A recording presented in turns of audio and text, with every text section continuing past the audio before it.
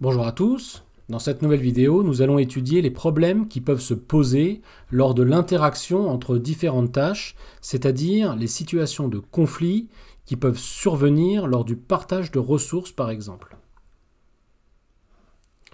Il existe différents types de conflits entre les tâches, pouvant mener au blocage de ces tâches lors de leur exécution. Ces situations de blocage peuvent être dramatiques et conduire à l'instabilité du système, voire à une défaillance complète de ce dernier. Cette situation est dramatique dans le sens où il est impossible de prédire la durée d'exécution des tâches et donc il est impossible de prédire le respect des contraintes temporelles. Par conséquent, il n'y a aucune garantie sur le fait que l'application puisse être exécutée en temps réel. Il existe différentes situations de blocage comme je l'ai dit.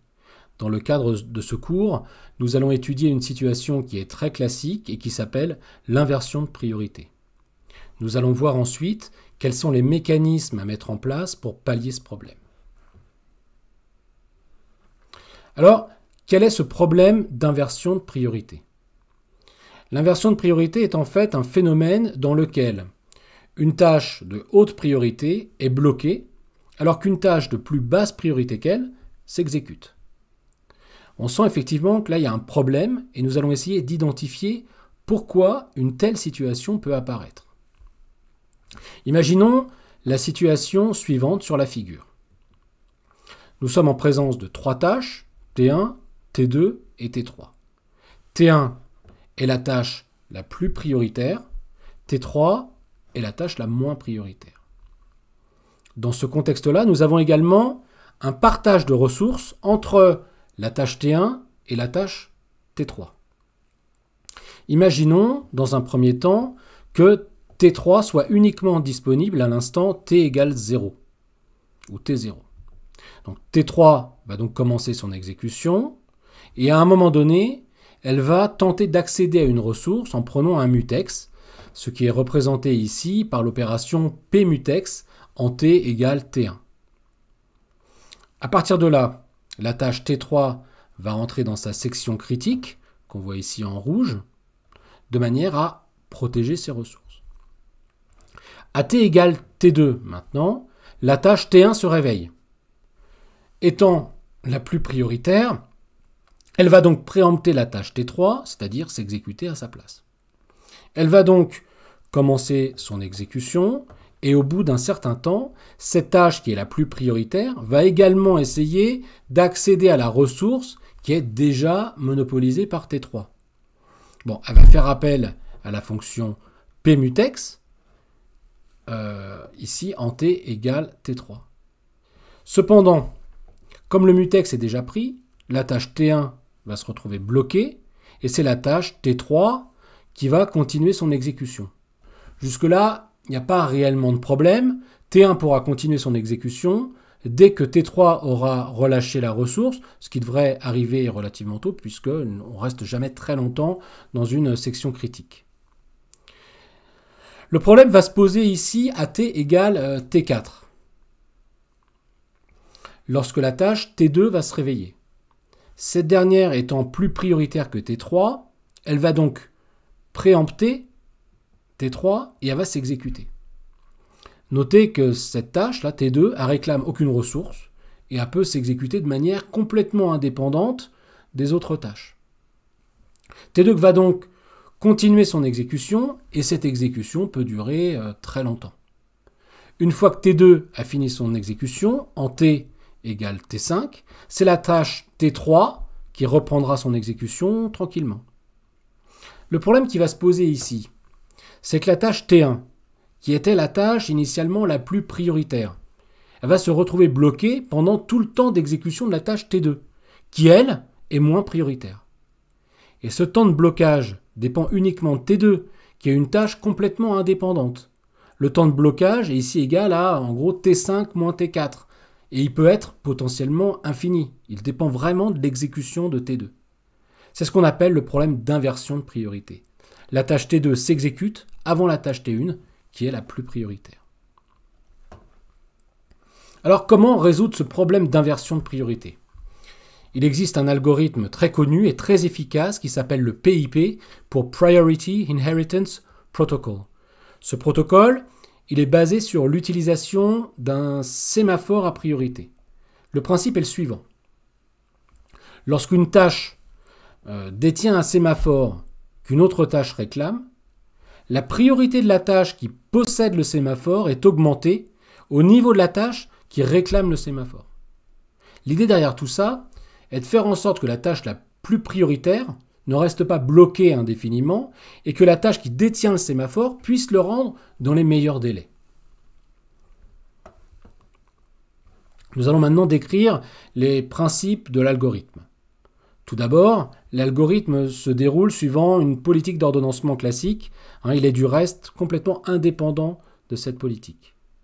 L'allocation des ressources suit une règle simple. Si la ressource est libre, alors on peut l'obtenir. Si cette ressource n'est pas disponible, alors la tâche se retrouve bloquée. Et la règle d'héritage de priorité est la suivante. Si une tâche T3 de plus petite priorité détient une ressource R et qu'une autre tâche T1 de plus haute priorité la réclame, alors la priorité de T3 est augmentée au niveau de T1 et va garder sa priorité jusqu'à ce que la ressource soit relâchée. Illustrons ce mécanisme sur le même exemple que précédemment. Nous voyons que lorsque T3 commence son exécution et prend son mutex, elle rentre, je le rappelle, dans sa section critique. Au moment où T1 arrive, c'est-à-dire en T égale T2, elle va donc préempter la tâche T3, puis commence son exécution. Au moment T égale T3, la tâche T1 va essayer d'accéder à la ressource en essayant de prendre le mutex avec l'opération pmutex, et du coup elle se retrouve bloquée exactement comme tout à l'heure. En revanche, à ce moment-là, la tâche T3 qui détient la ressource hérite de la priorité de T1. La tâche T3 a donc à ce moment-là la même priorité que T1. T1 étant bloqué puisque la ressource n'est pas disponible, T3 va donc commencer son exécution en T égale T3. Ensuite, à T égale T4, la tâche T2 se réveille, mais contrairement à tout à l'heure, elle ne va pas préempter la tâche T3 parce que cette dernière a hérité de la priorité de T1 et elle est donc plus prioritaire que T2. Donc elle va continuer à s'exécuter jusqu'à ce qu'elle relâche le mutex ici en T égale T5 en faisant appel à l'opération vmutex. À ce moment-là, T3 va retrouver sa priorité nominale et T1 va continuer son exécution avant T2, du coup, qui est, elle, la moins prioritaire et qui s'exécutera, du coup, en dernier. Nous voyons bien sur cet exemple que la tâche T1 est uniquement bloquée pendant la section critique de T3, ce qui correspond à un temps normalement relativement court. Finalement, si on résume les propriétés de cet algorithme, ce qui est intéressant sur cet exemple, c'est que le temps de blocage est connu. Il est possible à un programmeur d'évaluer le temps de terminaison des tâches et donc de prévoir le séquencement de ces tâches dans le temps, ce qui est très important dans un contexte temps réel. Il faut bien réaliser que cet algorithme ne permet pas d'éviter le problème d'inversion de priorité, mais il permet de réduire le temps de blocage pendant un temps que l'on peut déterminer. Néanmoins, nous allons voir tout de suite que ce mécanisme n'est pas idéal, dans la mesure où certaines situations de blocage peuvent persister. Regardons maintenant justement les limitations de cet algorithme. Imaginons la situation suivante où nous avons deux tâches, T1 et T2, avec la priorité de T1 plus grande que la priorité de T2. Imaginons qu'à un instant, T2 se mette à démarrer, ici en l'occurrence en T égale 3. Bon. À T égale 5, nous voyons que cette tâche essaie d'accéder à une ressource en prenant un sémaphore S2, donc en faisant un pend S2. À ce moment-là, T2 va entrer dans sa section critique. À l'instant T égale 7, la tâche T1 se réveille et va venir préempter T2 puisqu'elle est plus prioritaire que cette dernière. Elle va donc commencer son exécution et puis en T égale 9, elle va décider elle aussi d'accéder à une autre ressource en prenant un autre sémaphore, par exemple S1. Dans ce cas-là, T1 va également rentrer dans sa section critique. Maintenant, nous voyons sur la figure qu'à T égale 11, T1 veut accéder à la ressource que T2 utilise. Dans ce cas, la ressource étant déjà prise, la tâche T1 va se retrouver dans l'état bloqué. L'ordonnanceur, lui, il va donc choisir de poursuivre l'exécution de la tâche T2. Tout va se passer correctement jusqu'à ce que, en T égale 16, T2 veuille accéder aussi à la ressource monopolisée par T1. Dans ce cas, la ressource n'étant pas disponible, la tâche T2 va se bloquer également. Et nous voyons bien qu'à ce moment, c'est-à-dire en T égale 16, les tâches T1 et T2 se retrouvent toutes les deux bloquées en attente d'une ressource que l'autre tâche détient. Cette situation ne peut malheureusement pas se débloquer parce que ni T1 ni T2 ne peuvent libérer la ressource étant toutes les deux elles-mêmes bloquées. Ce problème est connu sous le nom d'interblocage et ne peut pas être résolu par l'algorithme d'héritage de priorité.